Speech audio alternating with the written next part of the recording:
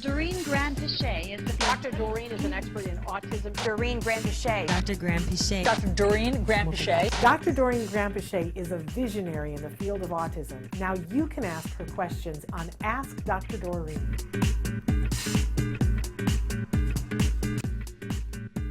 Jill says, the symptom I didn't recognize was that he was extremely clingy. Separation anxiety was too much. I didn't think it was a big deal because he was too advanced for his age. Actually, I thought it wasn't. It cut off there, Dark Angel, but it picks up saying, knowing numbers and letters too young was new to me and loved reading so much. And I think there was one more. My son didn't like playing with children too, but with adults. That those were the symptoms that she saw. I don't think there's really a question there as much as an observation. Yeah. That those are the I think, I don't think there's been enough discussion about what to look for parents. I've always said, where is the billboard that says, the top 5 things to look for?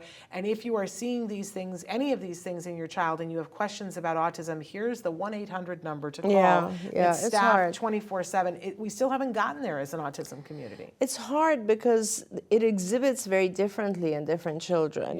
Like a lot of what you wrote, Dark Angel, I can tell you that my oldest daughter also was extremely shy, did not play with others. She just interacted with kids at the age of 3 and 5, with adults, her teachers.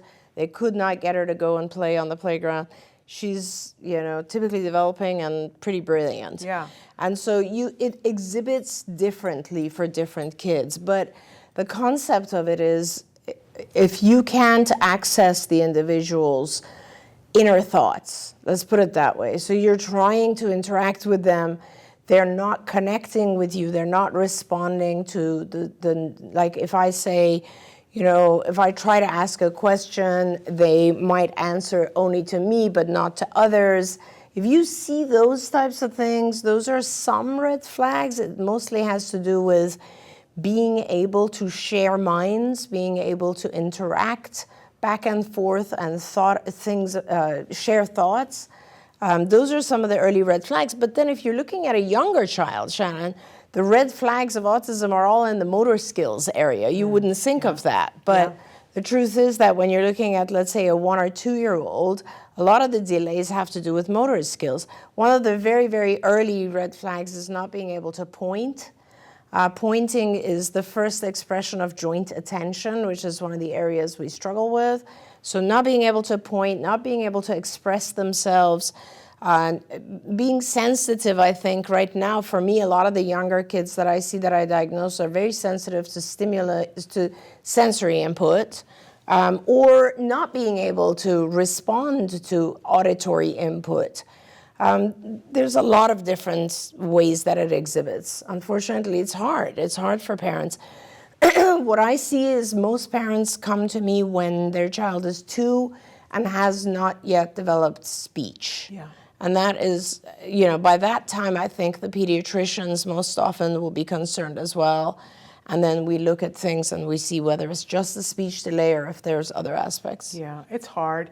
We all need to cut ourselves some slack. Yeah. You didn't know what you know now, so you couldn't have known. So you have to allow yourself that and say, That's right. I didn't miss this. That's right.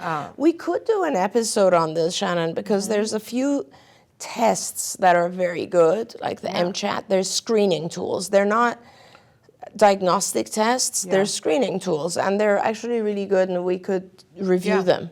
Yeah, we could do that. Don't forget, you can watch Ask Dr. Doreen live every Tuesday morning at 10 a.m. Pacific time. We hope to see you there.